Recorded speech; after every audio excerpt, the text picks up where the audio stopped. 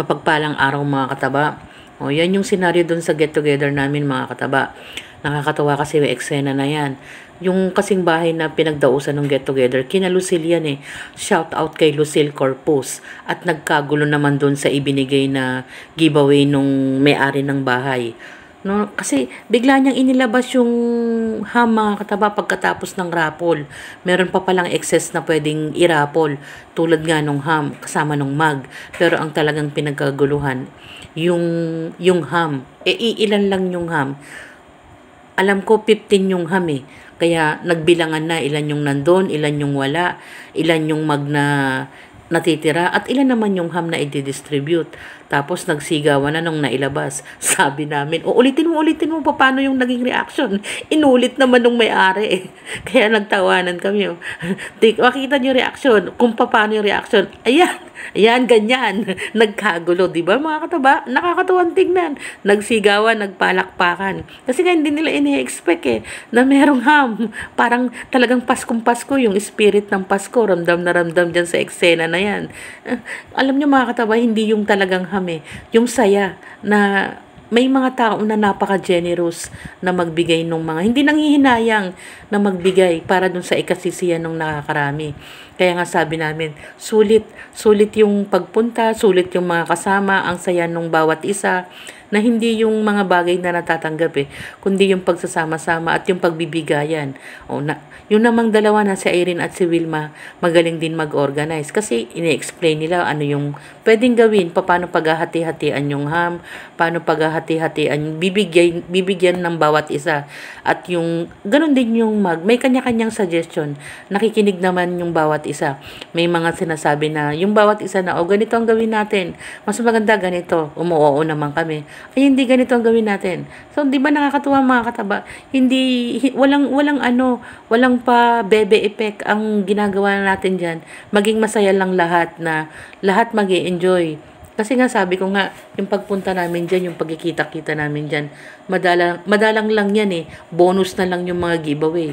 Yan, ini-explain na Erin na, meron pang bunutan. Ganito ang gawin natin. Yung iba naman nakikinig. Tapos meron namang ibang nagsasuggest ano yung gagawin, ilan yung mabibigyan. Kasi ang alam ko dyan, 15 lang yung ham eh.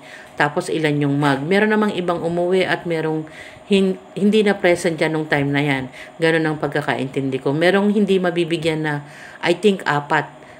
So nakikinig yung lahat kung ano yung gagawin dyan sa paghahati-hati ng ham. Ano siya, cooperative yung lahat mga kataba. Kung makikita nyo lang yung reaction ng bawat isa, ayan, nagpapalakpakan na. Kasi meron na naman nga mga sinasabi na nakakatuwa. At meron ding mga tao na magsasuggest na, ganito ang gawin natin. Kaya nga sabi ko, yung suggestion napaka-importante. At yung pakikinig ng bawat isa. Kung ano yung pwedeng gawin na magkakasundo lahat-lahat.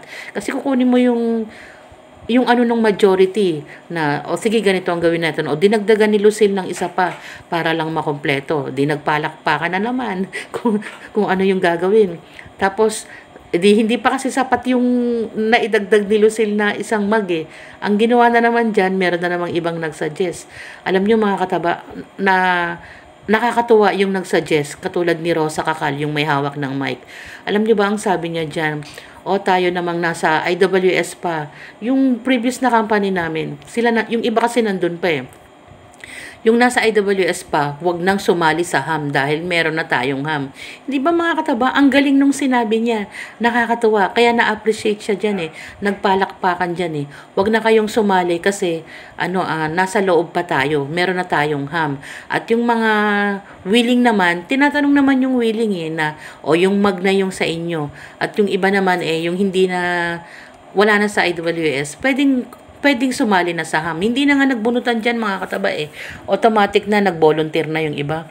Di ba nakakatuwa yung mga ganyang suggestion na willing magbigay yung iba, na walang resistance, na hindi nagrereklamo. Yung mga ganyang tao mga kataba, yan yung dapat nating na-appreciate, na lahat tayo maging masaya sa kapwa natin. Hindi yung material na natanggap natin, yung pagbibigayan.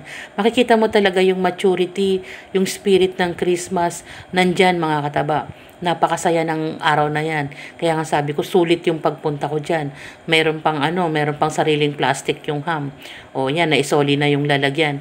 Pero natuwa naman yung lahat. Wala namang makikitang pagsisisi dyan mga kataba, or na, ay bakit ganun? Walang ganung reaction mga kataba.